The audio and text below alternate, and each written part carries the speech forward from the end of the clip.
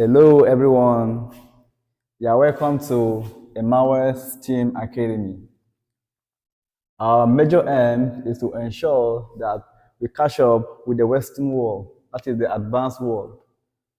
We see to it as students in Africa that our major challenges is the understanding of STEAM.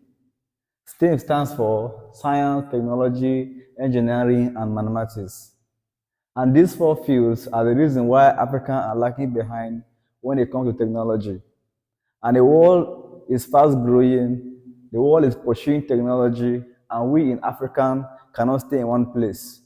We are going to catch up with the Western world by working harder. So I see myself as somebody who have got a little experience in trying to explain this field. So I can't keep the knowledge to myself. So I decided to open this platform, Emmanuel STEAM Academy, to help young people and learners across the world catch up across the world in Africa, catch up with the Western world. So today, we're going to be starting with physics. And particularly, we're going to be taking physics from the very beginning. From the very beginning, the problem is not the difficult aspect of physics. The problem is that we don't have the basic knowledge of physics. That is the beginning of physics. How will you excel in physics if you have no idea in measurement and units, which is supposed to be the primordial basic, which is supposed to be the main problem in physics? Because don't forget, every aspect of physics has to deal with measurement and units. So I'm going to be taking this as our first topic. So first of all, what is measurement? Measurement is the art of trying to find the exact value of something. Is the art of trying to find the exact value of something. If you have to perform a measurement, it's always a process, it's an art. Don't forget, no measurement can be exactly accurate. We're only going to get the approximate value or the estimate value of something, but we cannot get it exactly. But the process of trying to find the exact value of something is what is called measurement. Measurement in other fields like mathematics might just be scalars without directions. But measurement in physics are supported with the appropriate units. And that's why we said measurement and units. In physics, we see measurement like the quantity, and we see units like the quality. So the quality of every measurement you perform is the units of that measurement. So today, we're going to start from the qualities of a measurement, which is the units. So, like I've defined, unit is what qualifies a measurement. If I have to measure a substance now, you must add its unit to it. That is it in the context of physics. So when it comes to unit, we have two types of units in physics. We have the fundamental unit, fundamental.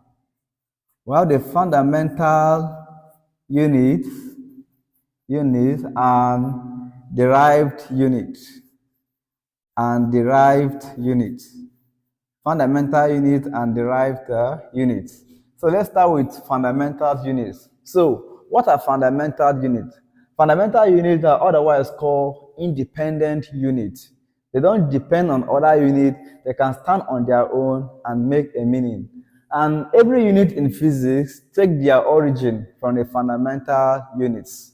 Some of the fundamental units in physics are the unit of mass. The unit of mass is kilogram. The unit of mass is a kilogram. And so kilogram, which is kg, becomes the fundamental unit for measuring mass. So kilogram is the fundamental unit for measuring mass.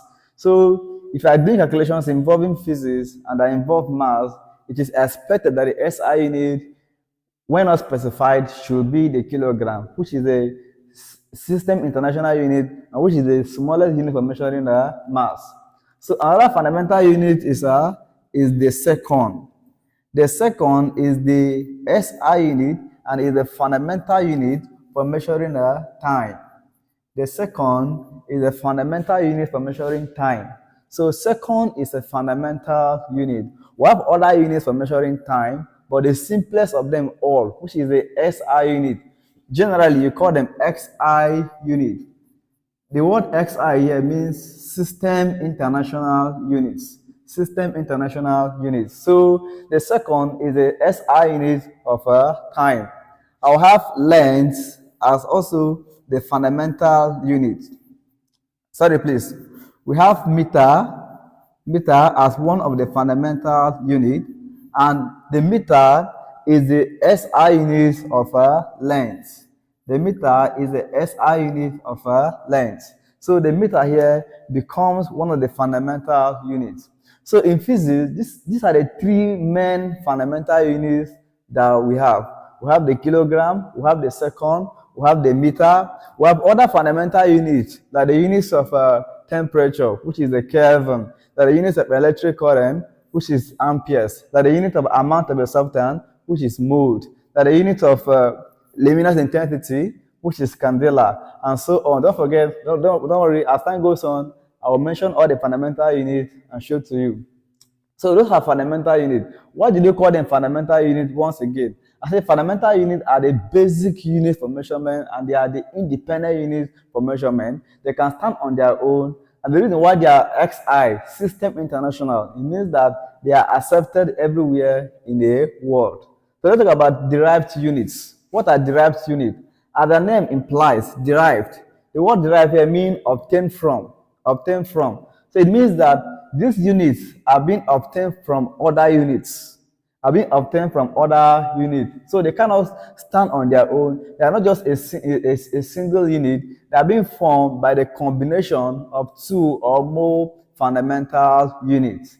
Examples of these units are, examples of the derived units are, we have the unit of speed. The unit of speed. The unit of speed is a meter per second. How did you come about this? Meter per second. You can see that the meter is the SI unit of length, and the second is the SI unit of time. So you can see that this meter per second means that when you divide length by time, correct? So that's why I said you can see the unit of speed, meter per second, is derived because it is obtained from length and time. So this is one example of a derived unit. Another example of a derived unit is a meter square. Meter square. Meter square is a unit of area. Meter square is a unit of area. We have other units of areas like centimeter square, like millimeter square, but the simplest of them all is the meter square. And of course, why did you say this is a derived unit?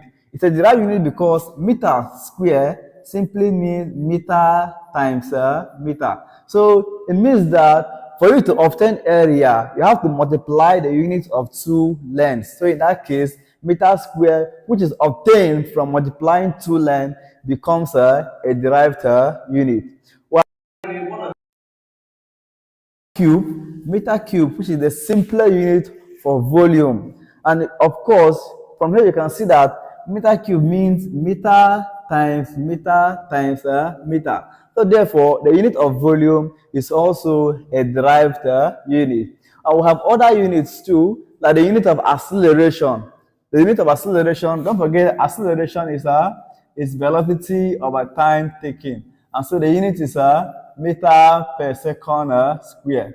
Don't worry, as time goes on, I will explain to you in our next class, when I will take you on dimension, I will explain to you why we come by meter per second square as a unit of acceleration. But today's class, I will let you to understand that this unit is called derived because it is obtained from other units. You can see that the combination of meter per second square gives you the unit of acceleration. So in that case, the meter per second square is a derived unit. So the summary of this subtopic is that units are the quality of every measurement, and units in physics are divided into two basic groups, while the fundamental units and the derived unit. The fundamental unit, we say they include kilogram, units for mass, second, unit for time, and meter, units for what? Length. We have other units like the amperes, unit for electric current, like the amount of a substance, which is measured in a mole. So the mole is also a fundamental unit. So, and there are so many which I will tell you in our next class. And then we talk about the derived unit. I said the derived units are obtained from the fundamental unit. They can't stand on their own. And they are also called in, independent, sorry please, they're also called dependent unit because they depend on other units. They can't stand on their own and make a mean. One of them which include meter per second, meter square, meter cube, meter per second square, which is the unit of acceleration. Let's talk about the second subtopic, which is scalars and vectors quantities. So we are done with qualities, which is the unit of a substance. We want to look at the quantities of measurement. So if I perform a certain measurement, let me say, if I say measure the length of a stick, you can't just tell me that. So if the length of a stick as measured by you is 2 centimeters, good. So these 2 here become the quantity, and this centimeter here become the quality, which of course is the unit. And that is why I always say that the quantity is of course the value of a measurement, and then what qualifies the value of a measurement is the unit. So let's talk about scalars and vector quantities. Just what are scalar quantities? Scalar quantities, these are physical quantities that have magnitude but no direction. These are physical quantities that have magnitude but no direction. So for these quantities, you can only describe them by their magnitude.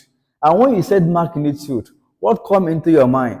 When you say magnitude, what comes into your mind? Example, the length of a substance is its magnitude. For instance, now, this is a straight line. So the length of this straight line is its magnitude. For instance, I can say the length is 2 centimeters. So this 2 centimeters now becomes the magnitude of this substance. So in general, length is a scalar quantity. Length is what? A scalar quantity. Another example of a scalar quantity, you can talk about the mass of a substance or the weight of a substance. When you talk about the mass, is referring to how heavy a substance is.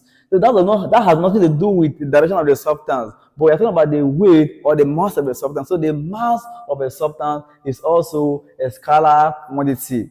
If we talk about how a substance feels, whether it feels hot or it feels cold, that is the temperature of a substance. So the temperature of a substance has nothing to do with direction. And so temperature is also a scalar quantity. And of other examples of scalar quantity, example, the areas. So the area of this room, for instance, now. Sorry, yes?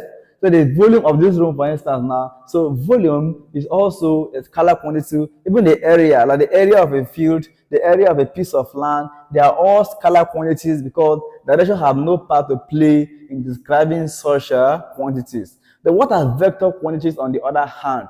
These are physical quantities that have both magnitude and direction. These are physical quantities that have both magnitude and direction. So you don't only describe them by their magnitude, you equally describe them by their directions. Example of the quantities is that, example, you talk about the velocity of a car.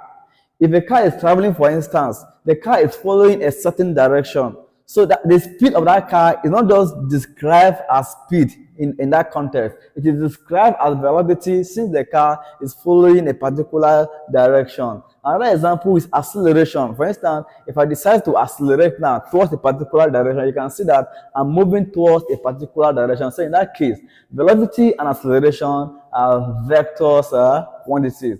Other examples of vector quantities are the force. Because when you apply force to a body, you apply the force to take that body to a particular direction. Let me say you are pushing the body away or pulling the body to yourself. So force, since a direction is attached to force, in that case, force is a vector quantity as well. We have momentum. Momentum is the quantity of motion contained in the body, like an athlete moving has momentum. Since direction is also attached because you are moving towards a particular direction, so momentum is also a vector quantity. We have moment of a substance, that is the turning effect. When you turn a water tap on or turn it off, you are turning it towards a particular direction. So in that case, moment is also a vector quantity. To mention but a few, the list is endless. In our next classes, I will discuss with you more, I will gather more enough scalar quantities and vector quantities and discuss with you. And our next topic is going to be